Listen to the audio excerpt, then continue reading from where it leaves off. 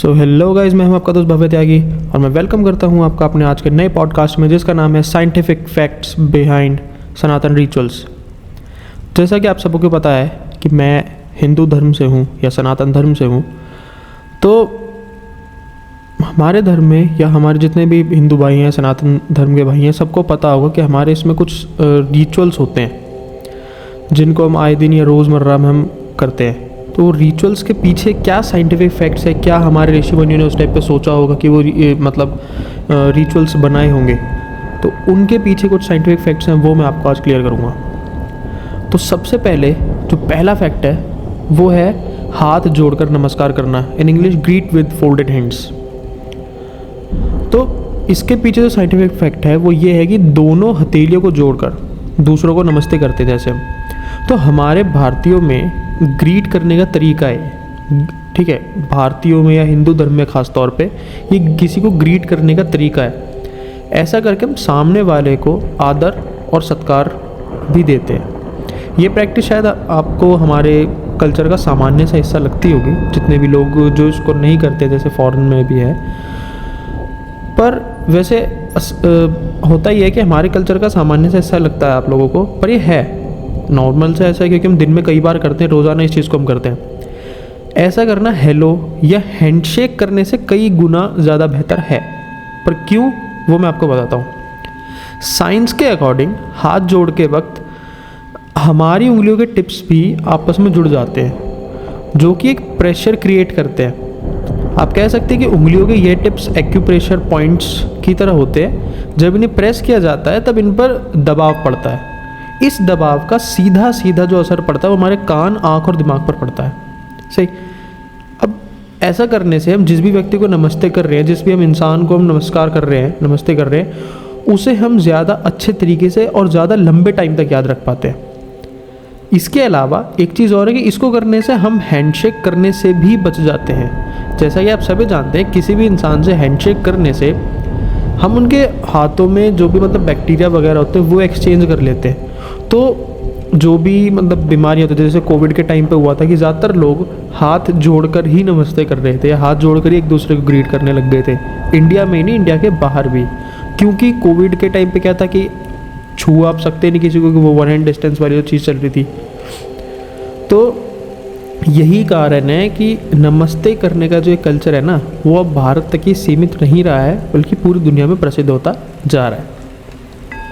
इसी के साथ जो हमारा सेकंड रिचुअल है सनातन में, वो है माथे पर टीका लगाना, तिलक ऑन फॉरहेड। तो अक्सर ऐसा होता है कि पूजा करने के बाद पंडित जी हमारे माथे पर टीका लगाते हैं। अब हमारा कॉमन सेंस यही कहता है कि यह हमारे रिलीजन का एक हिस्सा है। कुछ इसी तरीके से हम भगवान की पूजा अर्चना करते हैं। हमें यह तो नहीं पता कि कि इसकी शुरुआत कब और कैसे हुई थी, कैसे सनातन धर्म में ये सारी परंपराएं आई, लेकिन एक बात तो हम पक्के तौर पे ये कह सकते हैं कि ये हमारे धर्म में कुछ ना कुछ खास तो ज़रूर है ही। माथे पर दोनों आईब्रोज के बीच में जो पॉइंट होता है ना, उसे एक मेजर नर्व पॉइंट माना जाता है।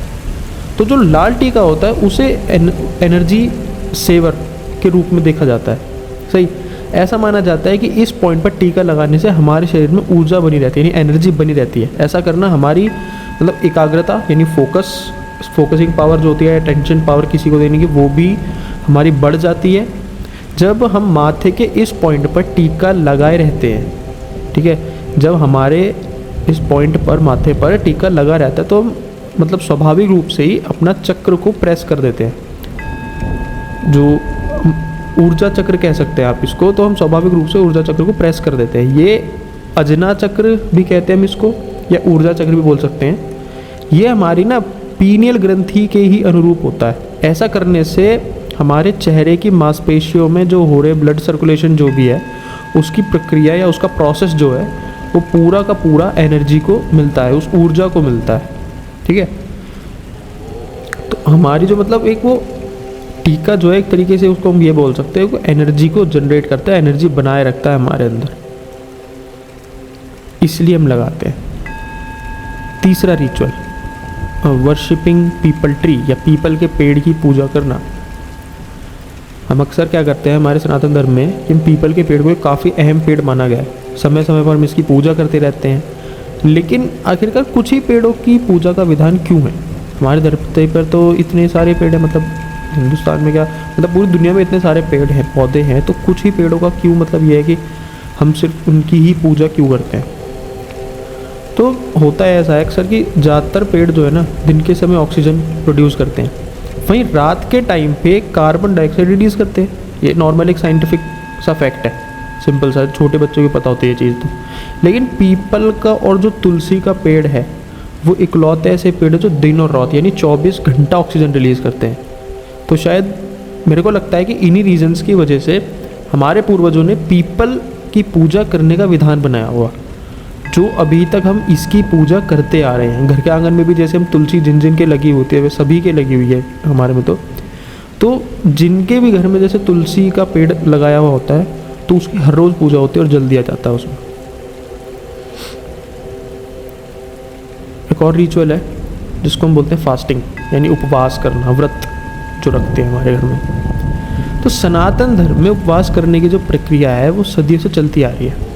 इसमें हम हफ्ते में एक दिन उपवास रखते हैं या व्रत रखते हैं। वहीं बहुत से लोग जो होते हैं वो फेस्टिवल्स के टाइम पे भी व्रत रखते हैं। लेकिन जैसे हमारे घर में लेडीज़ होती हैं वो करवा चौथ पर व्रत रखती हैं या तीज होती है उस पर व्रत रखती हैं। तो हमारे कल्चर में उपवास रखने की परंपरा सदियों से चलती तो आ रही है, लेकिन इसके पीछे भी एक साइंटिफिक रीज़न है। आयुर्वेद के अनुसार बीमारी का जो मेन रीज़न है वो पेट में गंदगी का जमना। सबको पता है, डाइजेशन सिस्टम जिसका सही होगा ना उसको कोई भी बीमारी इतनी आसानी से नहीं छू पाएगी। तो बीमारी का जो मुख्य कारण है वो पेट में गंदगी का जमना है, डाइजेस्टिव सिस्टम का सही से काम ना करना, सही से डाइजेशन आपका काम ना करना। तो व्रत के टाइम पे या उपवास के टाइम पे या फास्टिंग के टाइम पे हम खाना नहीं खाते, जिससे हमारे डाइजेस्टिव सिस्टम को रेस्ट मिलता है।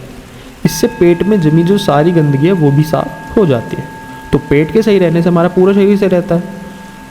तो जो पूरे दिन जो उपवास का जो रखना है वो हमारी सेहत के लिए काफ़ी ज़्यादा फ़ायदेमंद साबित होता है। हालांकि उपवास के दौरान आपको पानी या नींबू का रस पीते रहना चाहिए ताकि हमारे शरीर का जो एनर्जी लेवल है वो मेंटेन रह सके। अब एक और हमारा फैक्ट है वो है जैसे मंदिर में या पूजा घर में घंटियाँ बजाते हैं, ringing of bells in temples and places of worship. कहीं भी आप मंदिर में जाते हो तो आप घंटी बजाते हो जाते के साथ ही अंदर। ऐसा क्यों करते हो आप? तो हमारे मंदिरों में या घरों में जो पूजा पाठ करते हैं वो घंटी बिना बजाए तो नहीं हो सकता। मंदिर में हम जैसे ही प्रवेश करते हैं तो हम घंटी बजाते हैं। आखिर घंटी बजाने के पीछे ऐसा क्या है, क्या साइंटिफिक इफेक्ट हो सकता है कि घंटी बजाना हमारे सनातन के रिचुअल्स में है? तो अब बहुत से लोग ऐसे भी हैं कि जिन्हें घंटियों की आवाज़ से दिक्कत होती है। वो ये कहेंगे कि भाई कुछ मतलब महान लोग हैं ऐसे जो ये कहेंगे कि घंटियों को बजाने से ध्वनि प्रदूषण यानी नॉइज़ पोल्यूशन जिसको हम बोलते हैं वो होता है, तो इस पर बैन लगा देना चाहिए। बहुत लोग होते हैं ऐसे जो बोलते हैं दुनिया में। पर अगर देखा जाए तो ये गलत है, सरासर गलत है, क्योंकि इससे लोगों की आस्था का सवाल जुड़ा है। ठीक है, ये चीज़ मैं भी कहूँगा कि ये चीज़ बहुत ज़्यादा गलत है। अगर कोई इसे कहता है बैन करने के लिए तो ये नहीं कर सकते, ये रिलीजियस सेंटिमेंट्स को हर्ट करती है ये चीज़ कहीं ना कहीं।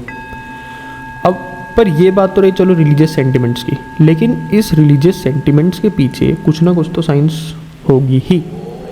अब धार्मिक मान्यताओं के अनुसार पूजा पाठ या प्रार्थना करने से पहले मंदिरों में घंटा बजाया जाता है ना, माना जाता है कि ऐसा करने से दैवीय शक्ति हमारे अंदर प्रवेश करती हैं और जितनी भी राक्षसी शक्तियाँ होती हैं, राक्षसी शक्तियाँ जो होती हैं वो निकल जाती हैं, वो सभी हमारे शरीर को त्याग कर देती हैं। अब ऐसा करने के बाद जो हमारा शरीर है या मन है वो पूरी तरह से स्वच्छ यानी प्योर शुद्ध हो जाता है।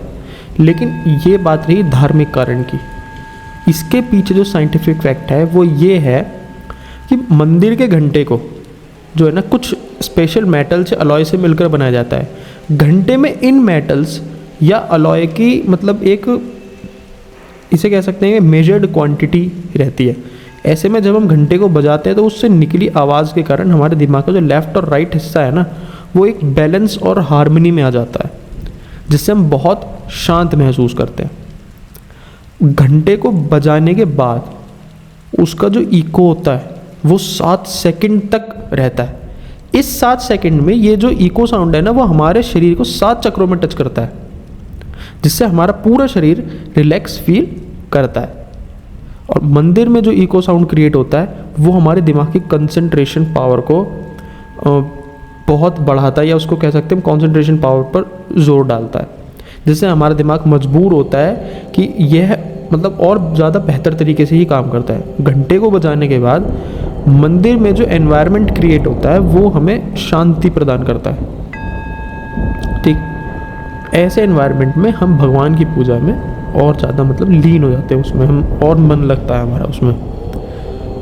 तो धार्मिक मान्यताओं के अनुसार ऐसा है कि ऐसे एनवायरनमेंट में हम और भी ज़्यादा अवेयर हो जाते हैं, कुछ पलों के लिए मंत्रों के जाप में खो जाते हैं, जिससे स्पिरिचुअली हम गॉड से एक अलग ही लेवल पर कनेक्ट कर पाते हैं। सो अलग से एक शांति महसूस होती है। अब इस बात को झुटलाया नहीं जा सकता कि मंत्रों के जाप में एक अलग सी शांति का महसूस होता है, एक अलग सी शांति महसूस होती है, अलग सी शांति का एहसास होता है। अगर हम मेडिटेशन करना चाहें तो मंदिर एक सबसे अच्छी जगह है उसके लिए। एक स्पेशल टाइप के घंटे का भी निर्माण किया जाता है, जिसे बजाने पर ओम की ध्वनि निकलती है, यानी ओम का साउंड निकलता है। तो ऐसा माना जाता है कि जो ओम की जो साउंड है ना, जो उसकी फ्रीक्वेंसी है, वो अर्थ के रोटेशन की फ्रीक्वेंसी से मेल खाती है। ये मतलब एक काफ़ी ज़्यादा अपने आप में ही बड़ी बात है, क्योंकि एक फैक्ट ऐसा था, मैंने कहीं पढ़ा था कि साइंटिस्ट्स को पता चला कि मतलब एक वाइब्रेशन है कुछ स्पेस में, कुछ साउंड है वो। जब उसका पता चला तो किस चीज़ की साउंड है, मैंने कहीं जहाँ भी पढ़ा था तो उसमें लिखा था कि जिस भी चीज़ की साउंड है, जब उन्हें पता चला तो ओम जैसा कुछ उसमें मतलब बार बार साउंड आ रही थी। सही है। तो जिन लोगों को उससे दिक्कत हो कुछ, तो वो अपनी दिक्कत अपने पास रख सकते हैं। बाकी उम्मीद करता हूँ कि आप लोगों को ये फैक्ट्स जो है सनातन धर्म के बारे में या सनातन रिचुअल्स के बारे में आप लोगों को बिल्कुल अच्छे लगे होंगे। और अगर आपको अच्छे लगे तो प्लीज़ लाइक, शेयर, कमेंट और चैनल को सब्सक्राइब करना बिल्कुल ना भूलिएगा। स्पॉटिफाई पर ये हमारा पॉडकास्ट आ जाएगा, स्पॉटिफाई पर और यूट्यूब चैनल दोनों पर। तो स्पॉटिफाई पर जो है इस पॉडकास्ट को प्लीज़ और लोगों के साथ शेयर भी करिएगा, जिनको आप बताना चाहते हैं, जो असलियत में मतलब इन फैक्ट्स के बारे में जिनको नहीं पता, उनको तो शेयर करिए ही करिए, प्लस दूसरे लोगों को भी शेयर करिए जो इन रिचुअल्स को नहीं करते हैं, या अलग रिलीजन के जो लोग हैं जो इन रिचुअल्स को, उन्हें भी बताइए इन चीज़ों के बारे में। तो इसी के साथ टाटा बाय बाय, मिलते हैं अब नेक्स्ट पॉडकास्ट में।